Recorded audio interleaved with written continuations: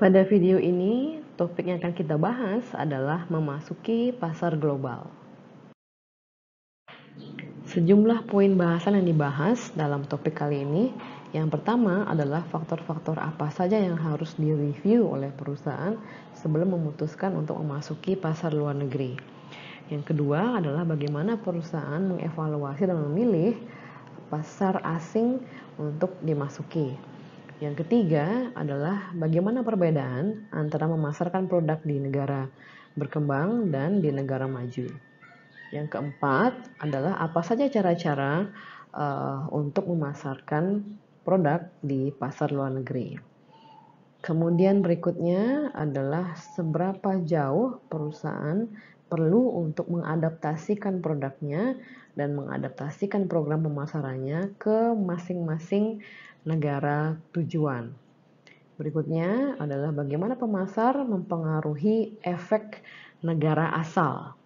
Dan yang terakhir adalah bagaimana perusahaan mengelola aktivitas internasionalnya. Dengan semakin cepatnya komunikasi, transportasi, dan aliran finansial, dunia menjadi terasa semakin mengecil. Berbagai negara semakin multicultural dan produk dan juga layanan yang dikembangkan di satu negara, produk dan layanan ini mereka mendapatkan penerimaan yang antusias di negara-negara lain. Suatu ilustrasi dari adanya globalisasi yaitu penerimaan produk global di seluruh dunia, yaitu seorang pebisnis Jerman. Dia menggunakan setelan yang terbuat di Italia untuk bertemu dengan temannya yang merupakan warga Inggris. Mereka bertemu di suatu restoran Jepang. Kemudian pebisnis Jerman ini pulang ke rumahnya untuk meminum vodka yang berasal dari Rusia untuk kemudian menonton movie dari Amerika yang ditonton pada suatu TV yang diproduksi di Korea. Jadi ini adalah contoh bagaimana kita sudah menjadi global citizenship, yaitu kita mengkonsumsi produk-produk tidak hanya dari domestik negara kita sendiri, tapi produk global. Pasar negara-negara berkembang yang mereka merangkul kapitalisme dan juga konsumerisme telah menjadi target pasar yang sangat menarik bagi perusahaan-perusahaan multinasional. Ini negara-negara berkembang, contohnya adalah salah satunya Indonesia. Jadi pasar negara berkembang ini selain menjadi target pasar yang sangat menarik, mereka menciptakan juga powerhouse pemasaran sendiri di negaranya. Artinya pemain-pemain lokal di negara berkembang mereka juga menjadi raja di negaranya sendiri, yaitu menjadi pemimpin pasar negaranya sendiri, dan semakin seiring dengan berkembangnya skala bisnis mereka, mereka juga akan menjadi pemain yang tangguh yang juga dapat menyaingi perusahaan multinasional lain yang sudah terlebih dahulu ada dalam memasuki pasar global. Topik bahasan yang pertama adalah memutuskan apakah akan memasuki pasar luar negeri. Terdapat beberapa faktor yang dapat menarik perusahaan untuk memasuki arena pasar internasional. Yang pertama adalah pasar internasional ini memberikan peluang profit yang lebih baik dibandingkan dengan hanya melayani pasar domestik satu negara saja. Kemudian alasan yang kedua adalah perusahaan memerlukan customer base yang lebih besar untuk dapat meraih economies of scale. Economies of scale ini artinya adalah kemampuan perusahaan untuk menurunkan biaya produksi per unit dengan cara memproduksi lebih banyak. Kenapa? Karena dengan memproduksi lebih banyak, fixed cost seperti contohnya adalah sewa lahan atau biaya pabrik dan lain-lain, itu akan semakin menurun, dapat ditekan dengan semakin banyaknya unit produk yang diproduksi. Sehingga biaya fixed cost ini dapat dibebankan pada produk yang semakin banyak jumlahnya, sehingga cost produk per unit dapat ditekan. Dengan itu, perusahaan dapat menetapkan harga jual yang lebih murah ke pasar, sehingga mereka menjadi lebih kompetitif di pasar dibandingkan dengan produk-produk pesaing. Nah, ini menjadi alasan mengapa perusahaan memasuki pasar internasional. Mereka ingin mendapatkan customer lebih banyak, sehingga mereka bisa memproduksi lebih banyak, sehingga mereka dapat meraih economies of scale, menekan unit cost menjadi semakin rendah. Dengan itu harga produk menjadi semakin rendah dan mereka mampu berkompetisi bahkan secara global dengan harga yang dapat ditekan tersebut. Alasan ketiga adalah perusahaan ingin untuk mengurangi ketergantungannya pada hanya satu pasar saja, karena apabila hanya bergantung pada pasar satu negara, apabila negara tersebut mengalami resesi, maka permintaannya akan turun, sehingga ini mempengaruhi juga profit dari perusahaan. Sehingga sebaiknya perusahaan melayani lebih banyak pasar dibandingkan hanya bergantung pada satu pasar saja. Berikutnya, alasan keempat adalah saat perusahaan ini memutuskan untuk melakukan counter attack pada pesaing globalnya di home market dari kompetitor tersebut. Katakanlah di Indonesia, suatu perusahaan lokal Indonesia diserang oleh pemain global dari Thailand misalnya, mereka sangat agresif untuk menarik pangsa pasar dari pemain Indonesia ini. Kemudian untuk melakukan counter attack, perusahaan dari Indonesia ini memutuskan untuk memasuki pasar Thailand untuk menyerang home market dari kompetitor Thailand tersebut, dengan harapan bahwa kompetitor ini dapat menurunkan sedikit intensitas persaingannya di pasar Indonesia. Kemudian berikutnya adalah alasannya adalah saat konsumen ini sudah banyak yang keluar negeri dan mereka membutuhkan layanan internasional. Umumnya ini pada produk-produk seperti layanan perbankan, di mana banyak konsumen yang kemudian konsumen-konsumen bank yang keluar negeri dan mereka menginginkan bahwa bank mereka juga menawarkan layanan internasional bagi mereka untuk melakukan aktivitas finansial di luar negeri. Jadi ini merupakan alasan bagi bank-bank untuk memasuki pasar internasional untuk dapat melayani konsumen mereka dengan lebih baik.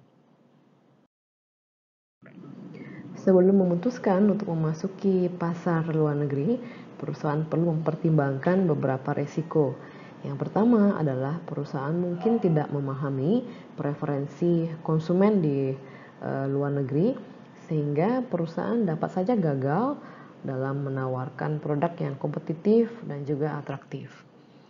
Kemudian risiko yang kedua adalah perusahaan mungkin tidak memahami bagaimana budaya bisnis di luar negeri, sehingga ini akan mempersulit perusahaan untuk melakukan interaksi dengan supplier di sana, konsumen, dan juga stakeholder.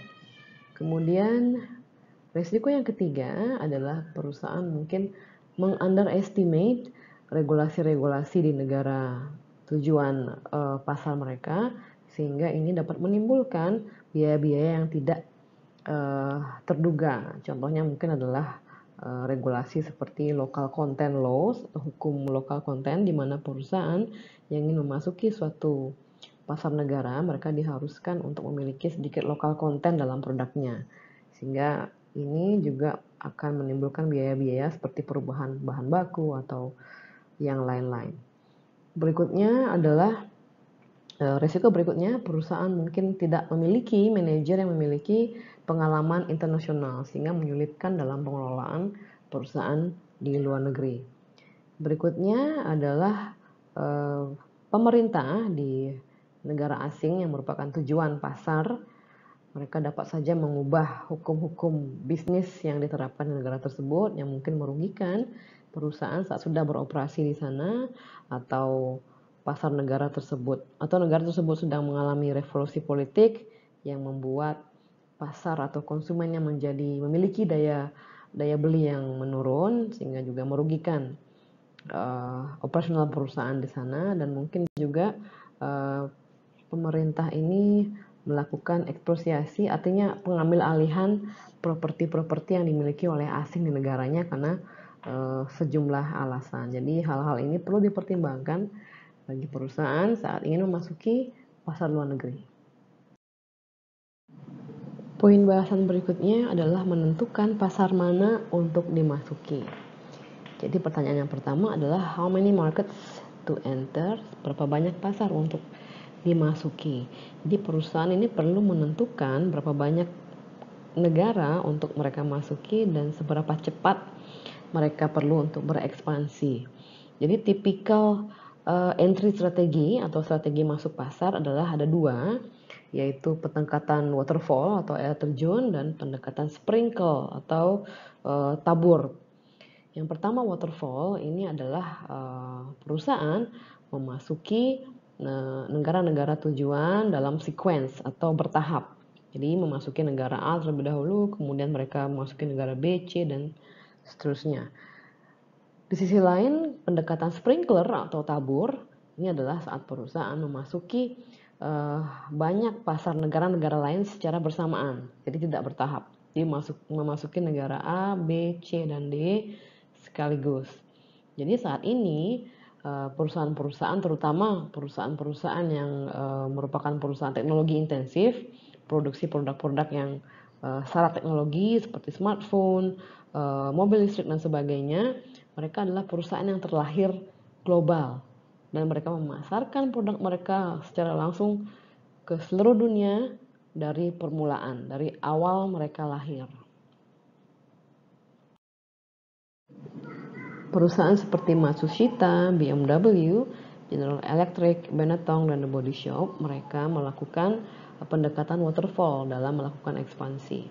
Jadi pendekatan ini memungkinkan perusahaan untuk secara berhati-hati merencanakan rencana ekspansi mereka, dan pendekatan waterfall ini tidak terlalu membutuhkan sumber daya manusia dan finansial sebesar apabila melakukan pendekatan sprinkler.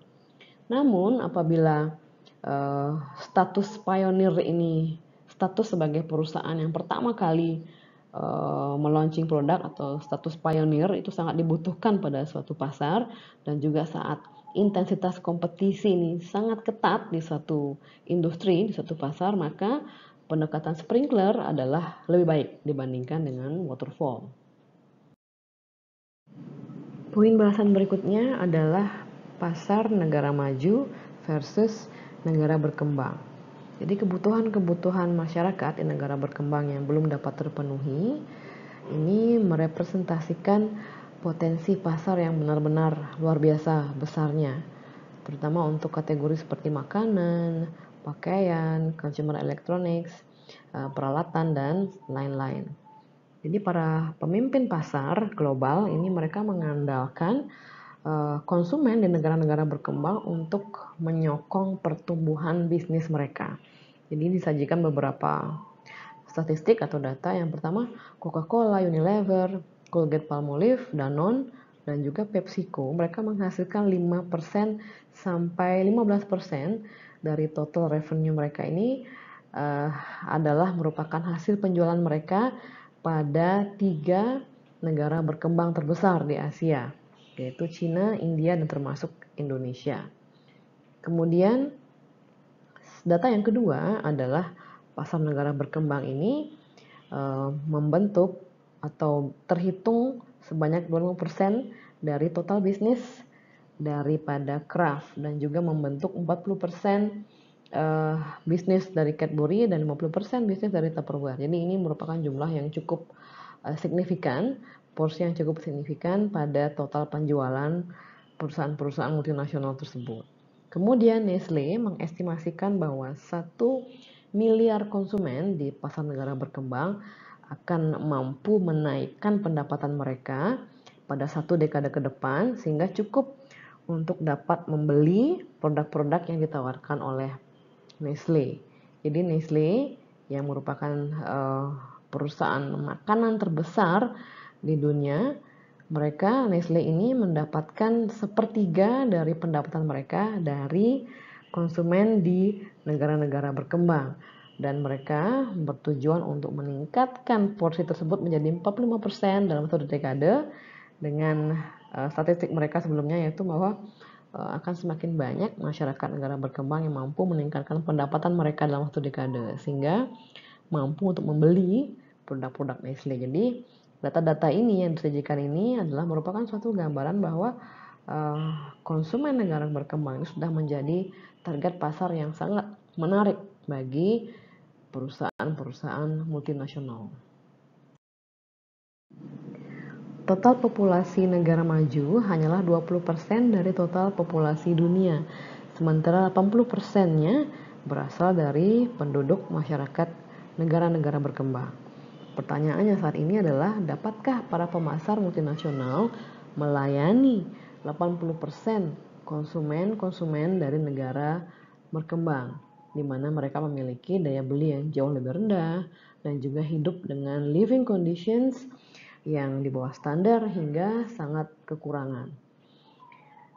Ketidakseimbangan dalam proporsi populasi antara negara maju dan negara berkembang ini akan semakin memburuk di dekade-dekade ke depan, di mana diprediksi lebih dari 90% pertumbuhan populasi ini akan terjadi di negara-negara yang kurang maju atau negara-negara berkembang.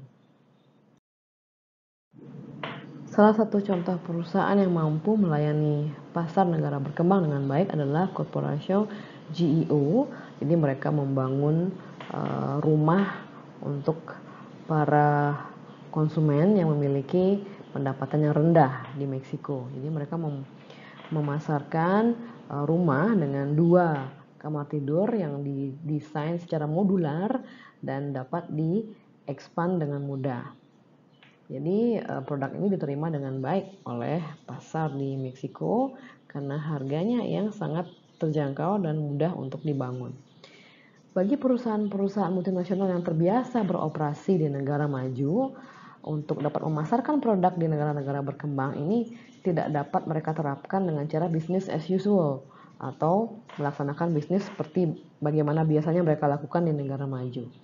Karena terdapat perbedaan yang cukup signifikan dalam hal ekonomi dan juga budaya di negara berkembang. Begitu juga dengan infrastruktur pemasaran yang mungkin saja sangat tidak mendukung di negara berkembang ini. Dan juga dalam beberapa kasus kompetisi-kompetisi dari perusahaan-perusahaan lokal di negara berkembang ini juga cukup intens. Melakukan cara-cara pemasaran yang tepat di pasar negara berkembang akan membuat perusahaan mampu untuk meningkatkan pangsa pasar mereka.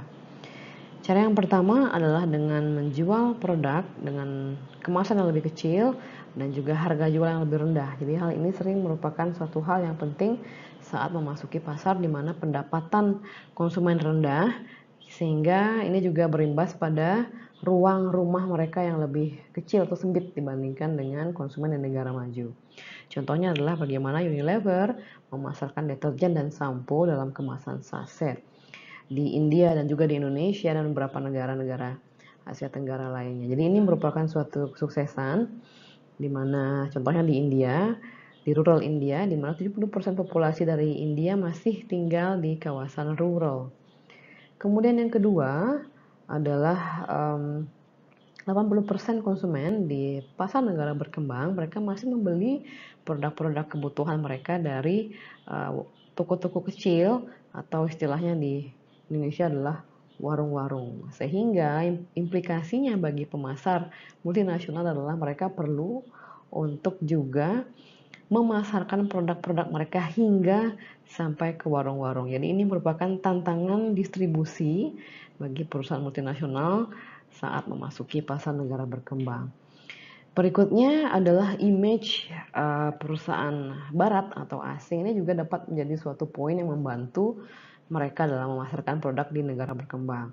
Contohnya adalah kesuksesan Coca-Cola dibandingkan dengan lokal cola di Cina yaitu Jian Libao adalah sebagian karena simbol dan nilai dari Coca-Cola ini yang mencerminkan modernitas dan mencerminkan hidup yang makmur. Jadi perusahaan multinasional ini juga di beberapa case perlu untuk menampilkan citra mereka yang merupakan Western brand untuk dapat memperoleh penerimaan di pasar negara berkembang. Negara berkembang tidak hanya menjadi pasar yang menarik bagi perusahaan multinasional dari negara maju, namun negara berkembang ini juga melahirkan kompetitor-kompetitor yang kuat. Jadi contohnya adalah Cina yang setelah mengekspor berbagai macam mobilnya ke Afrika, Asia Tenggara, dan juga Timur Tengah. Tata dari India, Cemex dari Meksiko, dan Petronas dari Malaysia, mereka lahir dari negara berkembang dan kemudian tumbuh menjadi perusahaan multinasional yang sangat kuat yang memasarkan saat ini produknya di berbagai negara.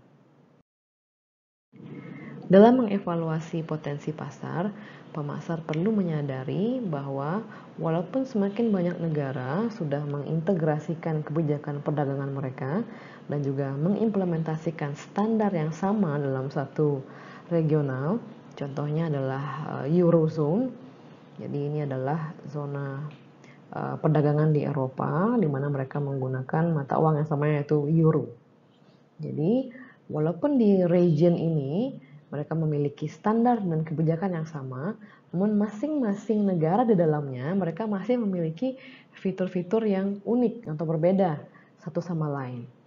Kesiapan masing-masing negara tersebut untuk menerima produk dan layanan yang baru dari pasar luar negeri dan juga bagaimana daya tarik dari masing-masing negara ini sebagai suatu pasar akan sangat tergantung pada lingkungan demografinya, kemudian lingkungan ekonomi, social cultural, lingkungan alamnya, dan lingkungan teknologi, dan juga lingkungan politik dan hukum dari masing-masing negara tersebut.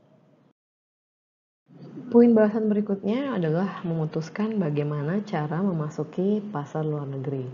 Terdapat beberapa cara, dari indirect exporting, direct exporting, licensing, joint ventures, hingga direct investment.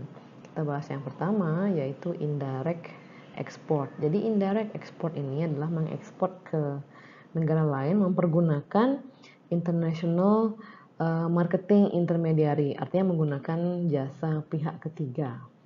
Yaitu terdapat beberapa manfaat dari indirect export. Yang pertama adalah investasi yang dibutuhkan tidak terlalu besar. Jadi perusahaan tidak perlu mengembangkan departemen ekspornya di luar negeri dan juga tidak perlu meng-hire tenaga penjualan di luar negeri dan juga tidak perlu memiliki kontak internasional. Yang kedua, manfaatnya adalah resikonya itu lebih rendah dibandingkan dengan melakukan direct export. Karena perantara atau agent yang mereka rekrut untuk membantu melakukan ekspor, mereka akan memberikan pengetahuan mengenai tata cara ekspor dan juga memberikan layanan dalam membantu melakukan ekspor. Jadi dalam hal ini perusahaan akan membuat kesalahan yang lebih sedikit. Jadi banyak perusahaan mereka menggunakan indirect exporting ini untuk testing the waters, artinya mereka mengetes bagaimana sih penerimaan dari pasar negara luar negeri terhadap produk mereka. Jadi ini mereka testing the waters sebelum mereka membangun pabrik dan juga membangun infrastruktur yang diperlukan untuk memasarkan produk secara all out di luar negeri. Cara berikutnya adalah licensing. Licensing adalah satu cara yang cukup sederhana untuk dapat melakukan pemasaran internasional. Jadi di sini licensor memberikan lisensi pada perusahaan di luar negeri untuk mempergunakan proses manufacturing mereka, mempergunakan nama merek mereka, mempergunakan paten, rahasia dagang, dan item-item berharga lainnya untuk memperoleh fee atau royalti. Jadi contohnya adalah bagaimana perusahaan yaitu Anheuser-Busch ini memberikan lisensi pada perusahaan-perusahaan produsen bir di berbagai negara untuk dapat memproduksi merek bir keluaran Anheuser-Busch yaitu Budweiser. Jadi dalam hal ini si pemberi lisensi atau licensor mereka memperoleh atau mereka dapat memasuki pasar negara asing dengan resiko yang kecil.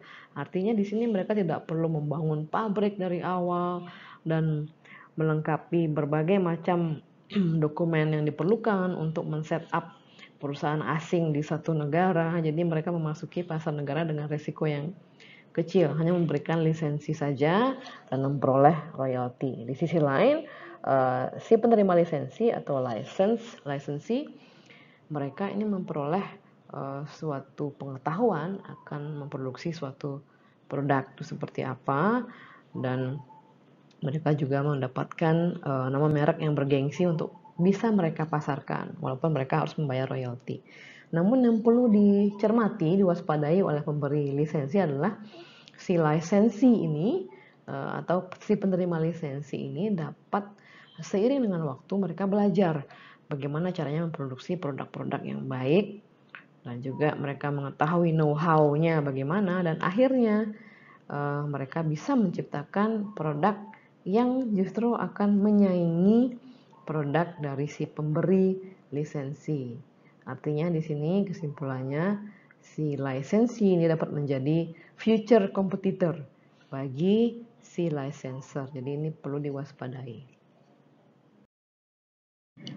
Dalam licensing ini, si pemberi lisensi dia memiliki kontrol yang tidak cukup besar terhadap si penerima lisensi dibandingkan saat si pemberi lisensi ini mereka memiliki sendiri fasilitas produksi dan juga tenaga penjualan mereka sendiri.